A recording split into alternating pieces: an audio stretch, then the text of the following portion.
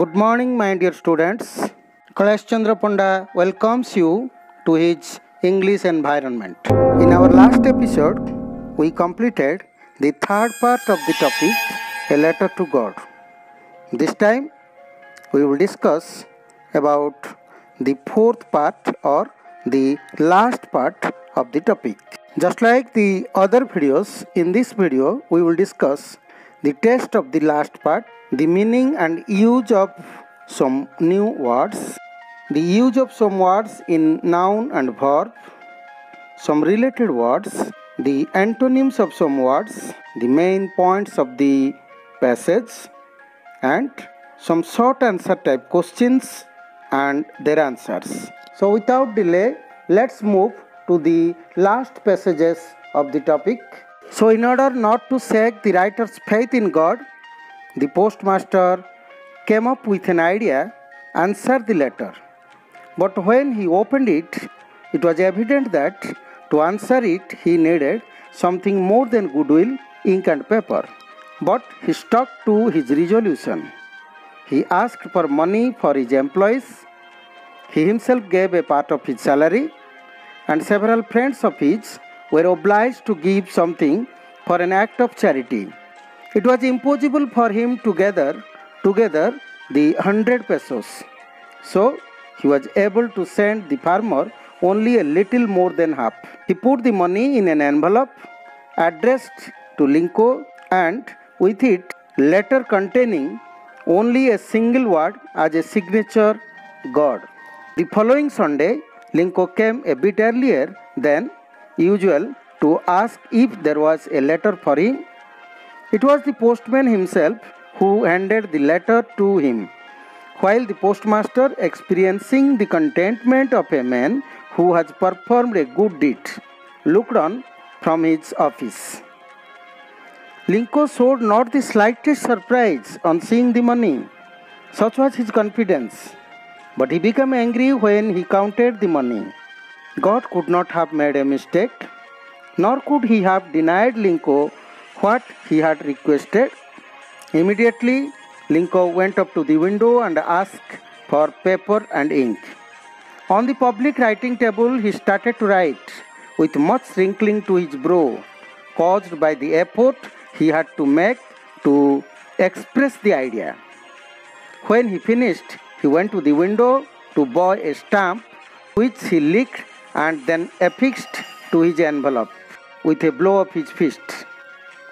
The moment the letter fell into the mailbox, the postmaster went to open it.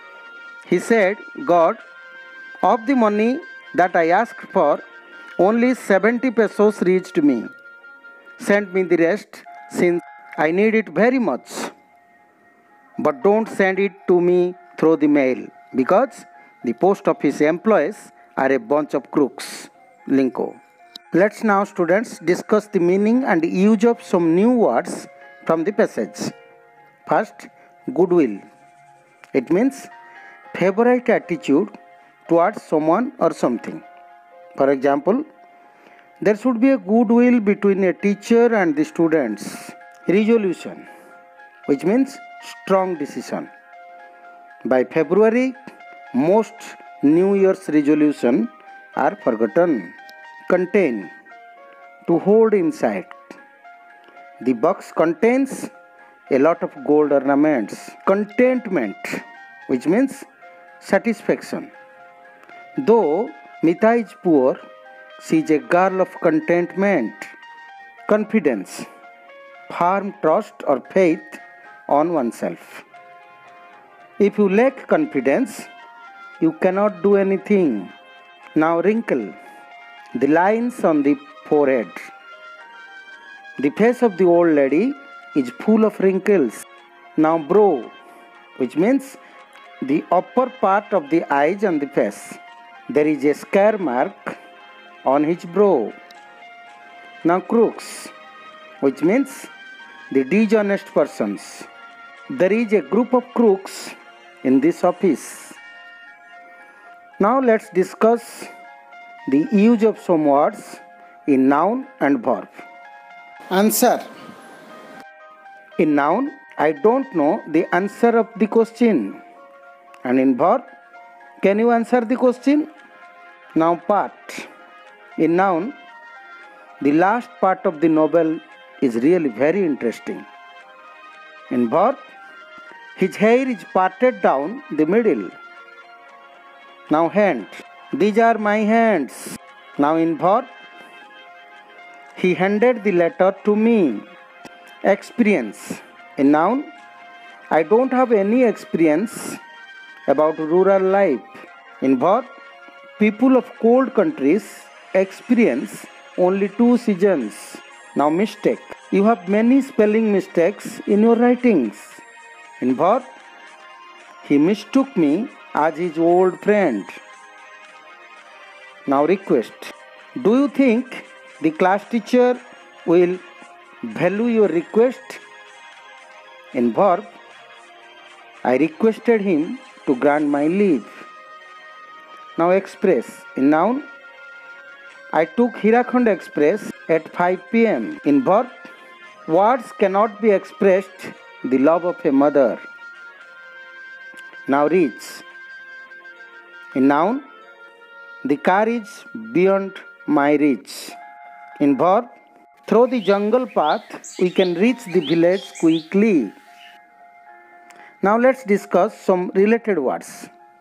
Evident, it is an adjective, its noun is evidence. Resolution, it is a noun, its verb is resolve. Now contain, it is a verb and its noun is containing. Perform, it is a verb, its noun is performance. Confidence, it is a noun and its adjective is confident. Now let's see the antonyms of some words. Goodwill, opposite is ill will. Sack, bind. Answer, question. Confident, doubtful. Several, a few. Public, private. Impossible, possible. Contentment, discontentment or dissatisfaction. Employee, employer. Crook, honest. Now let's go to the main points of the passages. We have known, students, the amiable postmaster was really serious, knowing Linco's strong faith in God. Not to break Linco's abiding faith in God, he wanted to reply his letter. For this, at first, he had to read the letter. After reading the letter, he realized that only a letter of goodwill or sympathy could not be sufficient to strengthen Linco's faith in God, as he had asked for 100 pesos. The postmaster made a strong decision to send money to Linco. He requested his employees and his friends to give some money as an act of charity.